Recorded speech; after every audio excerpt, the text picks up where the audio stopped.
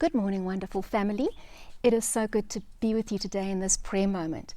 So many of the times I've heard over this lockdown time, and even before, I've heard about how people want to hear God's voice. How do we hear God's voice? And so today I want to lead us in a prayer moment so that we can hear God's voice, that will be our focus today. God, I want to hear your voice. And so I'm going to give us 3 tips on how to hear God's voice today. And the first is in the Word of God. Psalm 119 verse 105 says, "Your word is a lamp to my feet and a light to my path."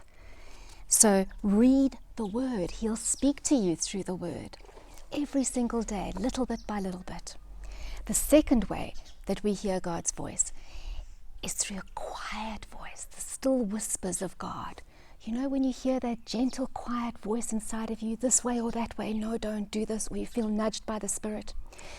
Well, in 1 Kings chapter 19, verse 11, Elijah went into the mountain and he wanted to hear God's voice. And God said, "I'll speak to you." And there was a mighty wind, and he didn't hear God's voice. And then there was an earthquake, and he didn't hear God's voice. And then there was a fire, and he didn't hear God's voice. And it says, then there was a gentle whisper. And it says Elijah covered his face and he heard God speak. And God speaks to us in gentle whispers. And then the third way is through people. So in Hebrews 13 verse 7, it says, think about your leaders and remember them and the way that they taught you the word of God.